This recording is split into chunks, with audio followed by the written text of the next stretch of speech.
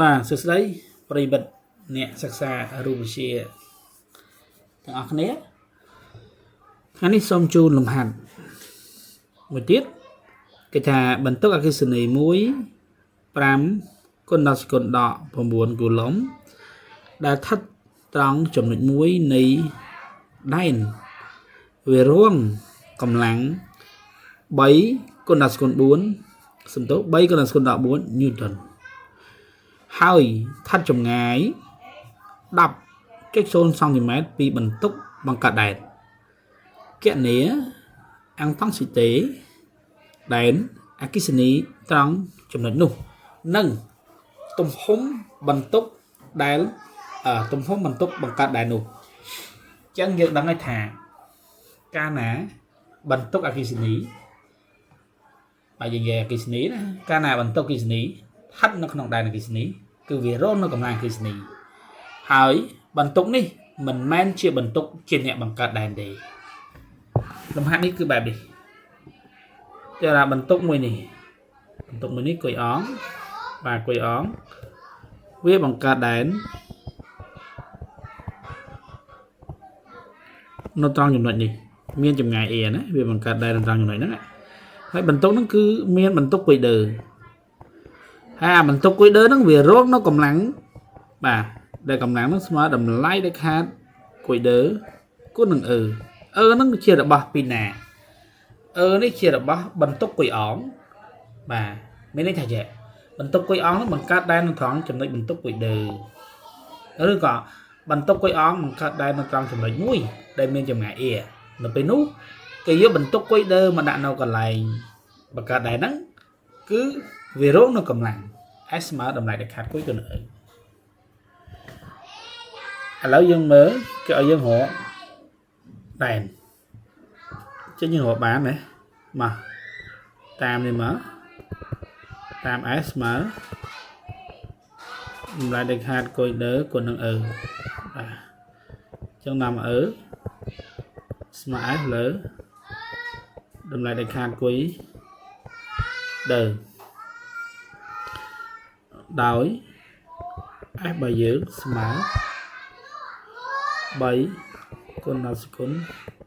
14ញូតនគុយដឺនេះវាស្មើ5គុណដល់សេគុណ19គូឡុំគេបានបាទស្មើ5គុណដល់សេគុណ19លើ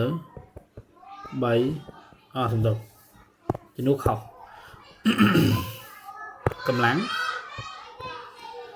3គុណដល់សេគុណ14លើ5គុណដល់សេគុណ19អរេចឹងយើងបាន 0.6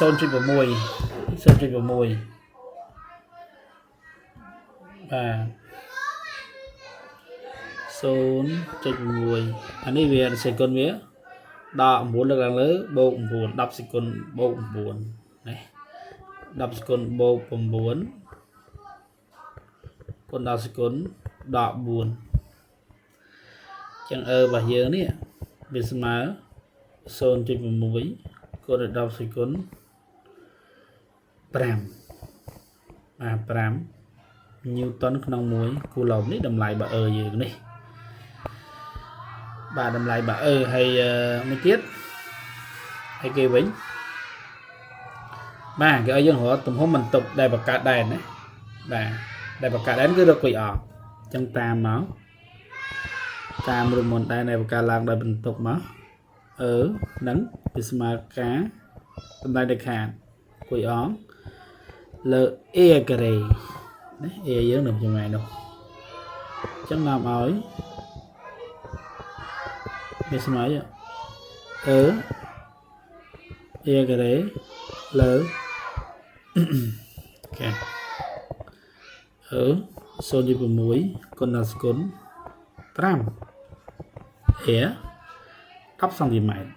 10គុណដល់សេគុណ12ម៉ែត្រក៏10សេគុណដល់1លើកជាការ៉េ9គុណដល់សេគុណ4 ចឹងតម្លៃដែលខាតកុយអងស្មើ 0.6 គុណដល់សេគុណ5 10សេគុណដល់1លើជាការ៉េ10សេគុណដល់2លើ9គុណដល់សេគុណ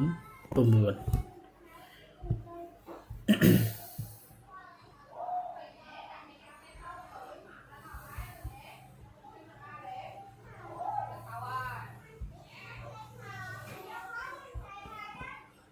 បាទចឹងវាស្មើ 0.0 67គុណដល់សេគុណនៅលើលើ19ណែបាទ12ដល់11ដល់6គូឡុំនេះជាបន្ទុករបស់យើងនេះបាទអរគុណមានប៉ុណ្ណឹងណា